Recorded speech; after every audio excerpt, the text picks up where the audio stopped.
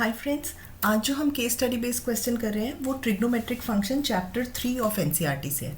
But again before starting this lecture मेरी छोटी सी request है कि आप इस वीडियो को लाइक करो और शेयर करो, और अगर चैनल अभी तक सब्सक्राइब नहीं किया है तो वो भी कर लो। ओके, चलो क्वेश्चन देखते हैं। क्वेश्चन है if tan x is -4/3 and x belongs to second quadrant then, फिर उससे रिलेटेड कुछ क्वेश्चंस हैं। ठीक है, तो ये भी काफ़ी इंपॉर्टेंट क्वेश्चन है और ये इस तरह का मैंने बनाया है कि इसमें काफ़ी सारे फॉर्मूले यूज़ हो जाएंगे। ठीक है ना, जो भी ट्रिग्नोमेट्री ये आपका चेक हो जाएगा कि आपको फॉर्मूले कितने क्लियर हैं ट्रिग्नो के। चलो देखो, फर्स्ट पार्ट क्या है, आपको tan x दिया है विच इज़ -4/3। तो सबसे पहला जो पॉइंट है tan x इज़ -4/3, और क्या दिया हुआ है कि x जो है वो सेकेंड क्वाड्रेंट को बिलोंग करता है, यानी less than pi and greater than π/2 है। सेकेंड क्वाड्रेंट हमें पता है, सेकेंड क्वाड्रेंट इसमें tan जो है वो नेगेटिव होता है और cos नेगेटिव होता है। ठीक है ना, cos और tan एंड ऑफ कोर्स उनके रेसिप्रोकल्स ये नेगेटिव होते हैं। साइन एंड रेसिप्रोकल कोसेकेंट ये पॉजिटिव होता है। ठीक है, लेकिन यहाँ पे क्वेश्चन जो है ना उसमें मुझे x/2 एंगल भी कंसिडर करना है, मतलब मुझे साइन x/2 फाइंड करना हो सकता है, cos x/2 फाइंड करना हो सकता है। तो इसका क्या साइन होगा? x का तो हमने देख लिया, क्योंकि सेकेंड क्वाड्रेंट में है तो cos, secant, tan and cot ये चारों टी रेशियोज नेगेटिव होंगे एंड साइन और कोसेकेंट पॉजिटिव होंगे। बट व्हाट अबाउट x/2, वो हम यहाँ से फाइंड करेंगे। देखो x जो है it is between π/2 and pi, तो x/2 मैंने क्या करना है, थ्रू आउट 2 से डिवाइड कर दिया। तो क्या आ रहा है, देखो x/2 is less than π/2 and greater than, मैं किससे डिवाइड कर रही हूँ, 2 से, तो ये आ गया π/4। इसका मतलब ये कौन से क्वाड्रेंट में हुआ angle, between 45 degrees and 90 degrees, तो फर्स्ट क्वाड्रेंट में हुआ ना। तो फर्स्ट क्वाड्रेंट में ऑल ट्रिग्नोमेट्रिक रेशियोज जो है वो पॉजिटिव होते हैं। तो इसका मतलब अगर मुझे साइन x/2, cos x/2 या tan x/2 फाइंड करना होगा तो मुझे पता है कि वो सब पॉजिटिव आएंगे। क्लियर है ये बात? तो फर्स्ट पॉइंट तो ये है कि हमें ये चेक करना होता है इस कंडीशन से कि जो भी टी रेशियो मुझे फाइंड करना है वो पॉजिटिव होगा या नेगेटिव होगा। ठीक है, अब देखो फर्स्ट क्वेश्चन पहले हम देख लेते हैं। tan x दिया हुआ है -4/3 और मुझे sin x/2 निकालना है। ठीक है, तो सबसे पहला पॉइंट होता है कि जब आपको tan x या कोई भी टी रेशियो दिया है तो उसकी हेल्प से, जैसे इस क्वेश्चन में, पर्टिकुलर क्वेश्चन में आपको tan x दिया है ना, तो आप फटाफट sin x और cos x तो पहले निकाल लो। ठीक है, और क्योंकि MCQ है, आपको टाइम कंस्ट्रेंट है, तो टाइम आपको सेव करना है। तो आप क्या कर सकते हो, जैसे हम 10th में करते थे ना, राइट एंगल ट्राइंगल बनाते थे। ठीक है, राइट एंगल ट्राइंगल बना लिया मैंने ये, और एंगल मुझे x कंसिडर करना है, और क्या दिया हुआ, tan x इज 4/3 या -4/3, चलो। और tan क्या होता है, परपेंडिकुलर ओवर बेस।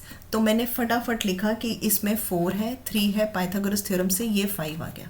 ठीक है, 2 मेथड्स है, मैं आपको दोनों मेथड्स एक्सप्लेन करूंगी। तो पहला तो ये है, tan आपको तीनों साइड्स पता चल गई। अब हम फाइंड कर सकते हैं sin x क्या होता है, परपेंडिकुलर ओवर हाइपोटेन्यूज, तो कितनी होगी इसकी वैल्यू, 4/5।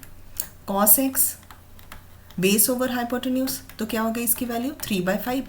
बट आपने यहाँ पे देख लिया कि cos जो है वो नेगेटिव आएगा ना, तो cos x जो है वो -3/5 आएगा। क्लियर है?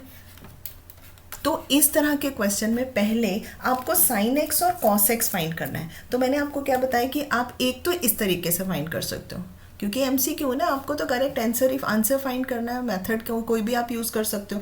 तो यहाँ से देखो कितनी जल्दी आ गया sin x और cos x की वैल्यू। ठीक है, दूसरा मेथड भी मैं आपको बता देती हूँ अगर आप ये नहीं करना चाहते हो और टी रेशियो यूज़ करना चाहते हो। ठीक है, अब क्या दिया हुआ है, tan x दिया हुआ है आपको -4/3, और आप सबसे पहले जो आपको एक टी रेशियो पता है उसकी हेल्प से, कौन सा T ratio, secant square, sorry trigonometric identity secant square x is equal to 1 + tan square x होता है। राइट, तो 1 + tan स्क्वायर x कितना हो जाएगा, 16/9। एलसीएम लेके सॉल्व किया, यह आ गया 25/9, और सीकेंट x अब आ जाएगा 5/3 पॉजिटिव नेगेटिव। क्योंकि x सेकेंड क्वाड्रेंट का एंगल है तो मुझे पता है मुझे नेगेटिव ही साइन कंसिडर करना है, सीकेंट नेगेटिव होता है सेकेंड क्वाड्रेंट में। तो मैंने लिख लिया सीकेंट x इज -5/3, और फिर cos x आ गया आपका -3/5। क्लियर है ना?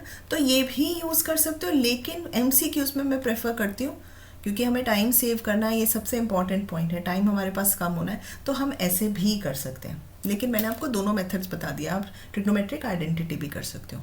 चलो अभी तो हमारे पास क्या आया है, साइन एक्स और कॉस एक्स आ गया। अब हम आराम से करते हैं, साइन एक्स आ गया 4/5 एंड कॉस एक्स आ गया -3/5। ठीक है, अब हमें क्या फाइंड करना है, साइन x/2। इसे फाइंड करने के लिए the most important trigonometric formula जो इतना यूज़ होता है ना, +1 +2 दोनों में, +2 में भी बहुत यूज़ होता है, वो ये फॉर्मूला है cos 2 थीटा। 3 फॉर्म में, तीनों बहुत इंपॉर्टेंट है। cos 2 थीटा क्या क्या होता है, मेन फॉर्मूला इसका है cos square theta minus sine square theta, और 2 cos स्क्वायर थीटा -1 और 1 - 2 साइन स्क्वायर थीटा। ये तीनों फॉर्मूले बहुत इंपॉर्टेंट है, बहुत यूज़ होते हैं। ठीक है, अब देखो इसका क्या मतलब है, ये डबल एंगल, जो भी एंगल यहाँ यूज़ होगा राइट साइड में उसका हाफ एंगल यूज़ होता है। ठीक है, यानी अगर मैं यहाँ cos x फाइंड करना चाहती हूँ या cos x मुझे गिवन है, क्या लिख सकते हैं, cos x is equal to, ये फॉर्मूला मैं यूज़ कर रही हूँ, तो 1 - 2 साइन स्क्वायर, मुझे इसका हाफ लेना है, तो दैट विल बी x/2। ठीक है ना, अब क्या है, क्वेश्चन में मुझे cos x पता है ना, और मुझे क्या फाइंड करना है, sin x/2, तो हम we will be using this identity. ठीक है, ये वाली आइडेंटिटी यूज़ करेंगे। तो इसे सॉल्व कर लेते हैं। मैं देख लो, cos x is 1 - 2 sine square x/2, ये फॉर्मूला मैं यूज़ कर रही हूँ। cos x is equal to 1 - 2 sine square x/2। ठीक है, और 2 sine square x/2 is equal to 1 - cos x, और sine square x/2 is equal to 1 - cos x whole divided by 2, और मैं इसको ऐसे लिख लेती हूँ, राइट। हाफ cos x की वैल्यू हमें पता है, which is equal to 1 - cos x कितना था, -3/5, तो दिस विल बी 1 + 3/5।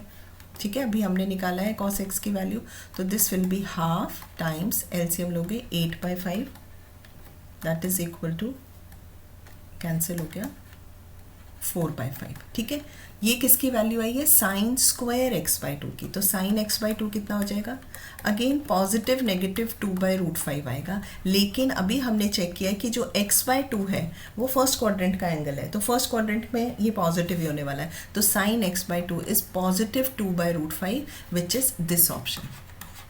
क्लियर है ये पार्ट। तो सबसे पहले मैंने क्या किया, जो भी टी रेशियो दिया है, साइन कॉस या टैन, उसकी हेल्प से आप बाकी के दोनों टी रेशियोज निकालो, और फिर हाफ एंगल्स अगर निकालने हैं तो ये ही फॉर्मूला सबसे ज़्यादा इंपॉर्टेंट है जो अभी मैंने आपको बताया cos 2 थीटा वाला। ठीक है, वो यूज़ करके हमने इस पार्ट में साइन x/2 की वैल्यू निकाली। साइन ध्यान रखना है कि कौन सा साइन यूज़ होगा। ठीक है, तो this is not 2/√5 sine x/2।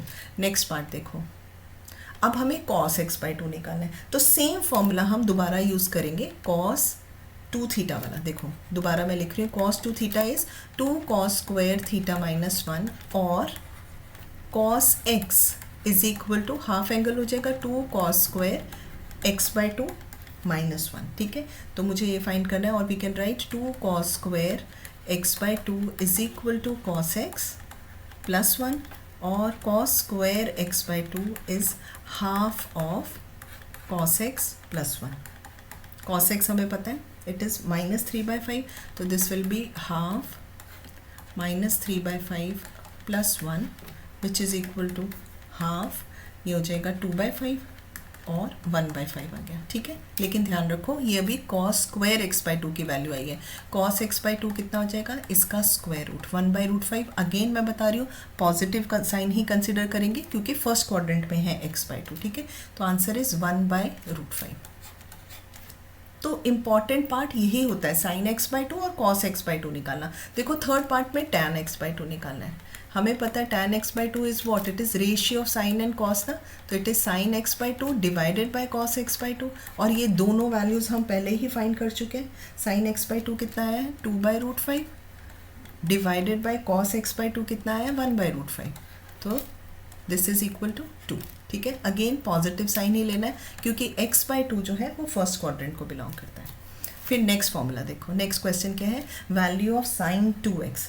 यहाँ पे भी ट्रिग्नोमेट्रिक आइडेंटिटी साइन 2 थीटा हम यूज़ कर सकते हैं, 2 साइन थीटा कॉस थीटा, ठीक है ना। हमें डिफाइन करना है sine 2x it is equal to 2 sine x cos x, और ये दोनों वैल्यूज़ मैंने स्टार्टिंग में ही निकाल ली थी, तो this will B 2, second quadrant में था साइन x इज़ 4/5, और कॉस x जो था सेकेंड क्वाड्रेंट का एंगल है, कॉस x है, इट इज़ इक्वल टू हमने निकाला था -3/5, ठीक है। तो this is equal to -24/25, this option. Clear है, तो ये फॉर्मूला यूज़ हो गया देखो यहाँ पे। एंड लास्ट पार्ट है जिसमें हमें cos 3x की वैल्यू निकालनी है। Again one more identity cos 3x। अगर आपको ये आइडेंटिटी नहीं आती तो फिर आप ये क्वेश्चन नहीं सॉल्व कर पाओगे। cos 3x कितना होता है, 4 cos cube x minus 3 cos x, identity है ये, और ये वैल्यूज़ हम पहले ही फाइंड कर चुके हैं cos x की, ठीक है ना। तो this is equal to 4 cos x था -3/5 whole cube -3/5, so this will be 4 times 27 negative में 125, and this will be positive 9/5. 27 times 4 is -108, 125 plus 9/5, this is equal to now minus LCM लेके मैं कर रही हूँ 9 times 25, 225 divided by 125, and this is equal to 117/125, positive आ रहा है, ठीक है, 117/125, दिस इज द ऑप्शन, ठीक है। तो इस तरह का क्वेश्चन भी ट्रिग्नोमेट्रिक फंक्शन से इम्पॉर्टेंट हो जाता है, क्योंकि इसमें आपके बहुत सारे फॉर्मूले यूज़ हो जाते हैं। तो मोस्टली मैंने देखा है कि इस टाइप का ही क्वेश्चन जहाँ आपको ये हाफ एंगल्स यूज़ करने हैं, half angle values T ratios find करने हैं, तो उसमें again I am repeating my self, ये फॉर्मूला बहुत इंपॉर्टेंट है cos 2 थीटा वाला, ठीक है। इसकी हेल्प से आप sin x/2 cos x/2 दोनों फाइंड कर सकते हो, ठीक है। तो ये क्वेश्चन इंपॉर्टेंट है, इसे आप अच्छे से कर लेना, okay. And don't forget to like, share and subscribe to our channel which is schoolguru.net.